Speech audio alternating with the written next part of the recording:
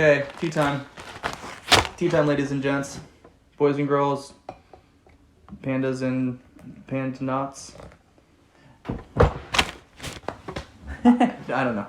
Yeah. Don't ask. If you have to ask, you haven't been here before. Fair. Oh, man. We got some Taiwanese Oolong from TeaHome today. Yep. Yeah. So some high mountain stuff. I split a small bag of this with my friend Garrett a while ago.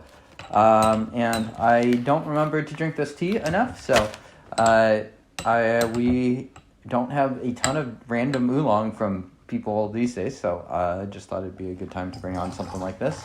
Perfect. Yeah, we are awaiting a shipment from TeaHome that is going to Denny's place. So figured we'd have some TeaHome while we wait. Yeah, totally. And it's always fun to bring on really esoteric, weird, this was in someone's coffin tea or something like that. We've been fortunate to be drinking some strange stuff. But it's always a great idea to bring on teas that are really affordable, easy to grab. Admittedly, the TeaHome, buying it from TeaHome does require like Google Translate, but still. So yeah, I like bringing on these teas that are more like daily drinkers. I think it's a good mix. Yeah. Bringing on some fun stuff. It's like a celebration, but also stuff like, what would you be drinking every day? And you haven't had the fortunate experience of ordering from TeaHome before they changed their website last year. Because now it seems like it was made in 2012. But before it was like GeoCities era. It was like, I really don't know if this site is legit, but we're going to do it anyways because the tea is supposedly good and cheap. So there you go. And yeah, I ended up ordering pretty much everything from of their oolongs and plan on making variety packs for a bunch of friends and family to give them. There you go. So I think one of the best ways to drink tea is a comparative tasting where you're like, oh, okay, this tastes like this. Okay, wow, compared to this tastes really fruity or whatever. Right. A lot easier to understand. And if you are still with us, this is a high mountain oolong. Right. I mean, we probably feel the need to talk about that a little bit less than we did at the beginning of the show, just because we brought on this. These were kind of our introduction to kind of loose leaf tea or like higher quality loose leaf tea.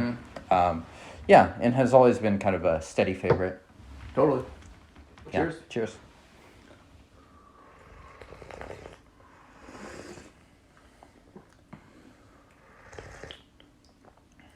Shockingly good. Yeah, it's just good body, just very fresh. Yeah. Very refreshing taste. Yep.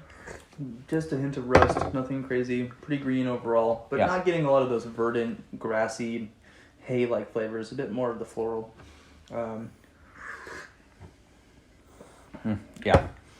Sweet. Just so pleasant to drink, right? Yeah. Pretty hard to you can mess it up, but these are pretty forgiving teas. Right, yeah. I mean, we pretty much brought on no-brainer teas for the mom test these past few episodes. No, yes. Yeah. Being the right one. This one, absolutely passing it. For sure. Yeah, very sweet. Really nice. Maybe just like a little hint of a creaminess thing going on. And you could tell from the color and just the clarity of this that this is definitely on the green side, which is what you would expect from a high mountain oolong. Oolongs of varying degrees of fermentation or oxidation rather, and this one is clearly on the green side. Right.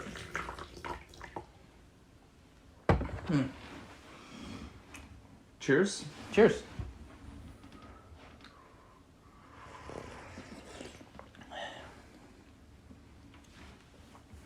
Sweet, pleasant, verdant, floral, notes of like honey, really spring vibes. Yeah.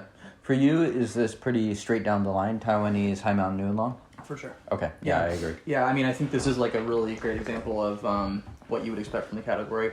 It's something a bit more roasted. You can get into those dongdings and stuff like that, but I think this is like pretty exemplative. So if you were catering a tea tasting for someone new to tea, and you wanted to include this tea, where would you put it in the order, and what would be a good contrast to it? Early to middle.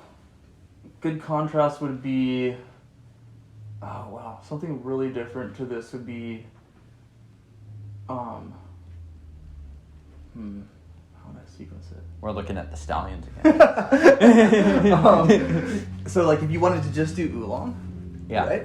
Then this would be like pretty early on the oolong, and then I would go into like maybe ending up closer to roasted, then maybe a phoenix, and then maybe like wooey. Okay, so you do like 4 teas total. Yeah, and this would be like much earlier in that progression. So would you do like a roasted dong ding or something? After this, if I was gonna start with something, I would do something that's like super jade oolong. Okay. Try to get that like hay grassy. Like even more jade than this. Yeah. Oh wow. Okay. Right. Yeah. Yeah. I literally don't think I drink more jade oolongs because this to me is kind of like the greenest I will drink. Yeah. Yeah. Something incredibly fresh. And then this would be second.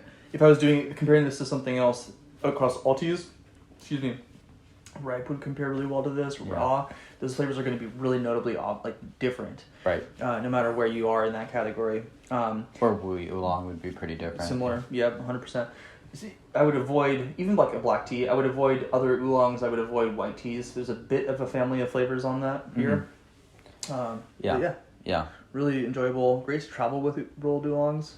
Right. Tiny. Yeah, good opening tea too, in my opinion. And it's nice once it's cooled off a little bit too. Really getting a bit more, not quite a saltiness, but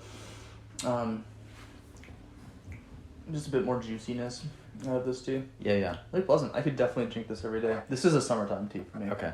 So summertime, but you could drink it every day. Yeah. Okay. For sure. Yeah. And like honestly, probably wake up and have this. It seems pretty interesting. Mild. So easy enough on the stomach. I think so. Okay. Maybe no, I wouldn't bet on that, but having not done it, but yeah. Mm-hmm. Yeah, definitely pleasant. And do you remember which one this is? My note says that Garrett wrote probably Dayuling. Okay. Which is the higher mountain, and I'm pretty sure he's correct. Garrett is a pretty accurate guy when it comes to that stuff. So this is probably Dayuling. So perfect. If you're the Dayuling from the site, you probably got the right one. Right, and you can tell this from the yellow. I mean, just that like perfect jade. Yeah. Verdant. Yeah. Really lovely. The other thing I really remember with these teas is when you do it in the Gaiwan, you start and you barely fill the bottom and you just see the leaves totally expand. Yeah. Nose-wise, getting all those like buttery floral notes coming off of it. Yeah. Very much standard down the line as far as these goes. And I mean, that's kind of where I'm at with this sort of tea. It's like, this tea is not like something I would drink to intrigue me with different flavor profiles and stuff like that. It's absolutely something more comfortable and easy to drink. Totally. That's just tasty. Yeah, totally. This is a casual, everyday, taking a break from work, but maybe still doing an email kind of a tea. Not to say it's not delicious, but it's not super attention demanding. It's not going to be disruptive. Yeah. It's a really palatable, pleasant combination of flavors. Strongly would recommend this. Yeah. Especially, like you were saying, James, if you are unfamiliar with Taiwanese oolongs or oolongs in general, this is going to be a great example of a classic Taiwanese oolong. Yeah.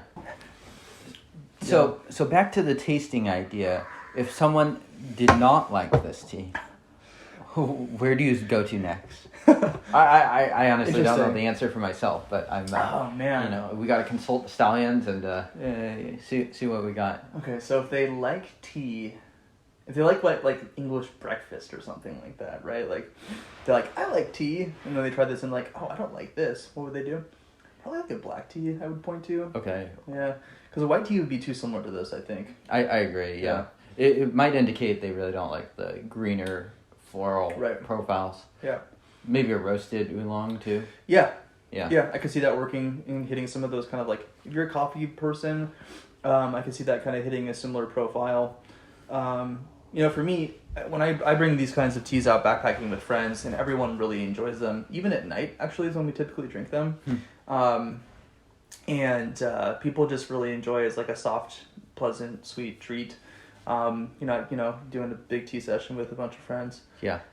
So it passes the ultralight test. It really does. I mean, this is the kind of tea I would travel with or do backpacking with 100%. Yeah. Pu'er, of course, is really compacted, but it's much more finicky. You really want a Gaiwan. You can kind of throw this in a mug in a hotel, use a fork to strain it out, and you're good to go. See how big these are. It's like very easy to avoid getting the leaves in there. Because it's like ripe cooler profile-wise is pretty perfect or pretty ideal for ultralight pad. Right. But it's like a cake and you got lots of nitty-gritty, so. It's more of a event. Yeah. You want to stop and like actually do it properly. Yeah, so if you're the guy that's like emptying the last bit of the ripe cooler, it's like, you don't want to do that for ripe.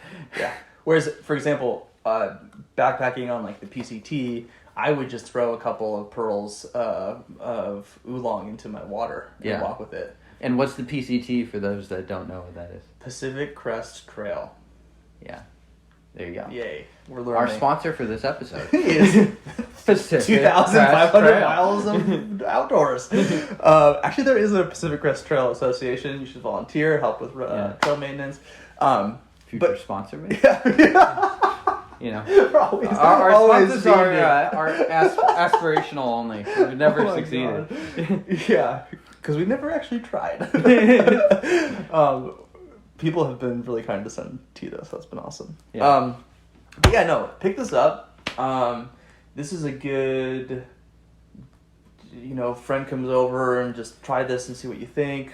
Casual brew. If you're really a tea snob, this might not be, and you're like just drinking high-end teas, this might not be the perfect tea for you. Right.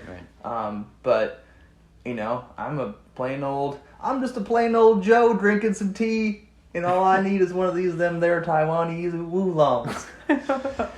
So we'll leave it with that. Oh, man. Putting on that high Getting canceled. If you guys like the episode. If you want to subscribe, you can. If you don't want to subscribe, unfortunately, you are not allowed to not subscribe. It's one of these weird things with YouTube now where you have to click the button. Yeah. And comment for the algorithm. Bless you. What the algorithm? Yeah. I don't know if we really care about any of that. Hopefully you guys enjoy our rambles and rants. Check out TeaHome.com, I think. Or not, .tw maybe. Might be, yeah. Give them a Google. Yeah, these days it's just easier to Google. Yeah, 100%. But TeaHome is the name. Google Translate, Chrome extension is useful. Yeah.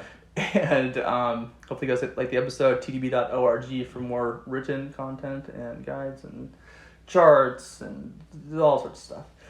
And we'll see you guys next time. Cheers.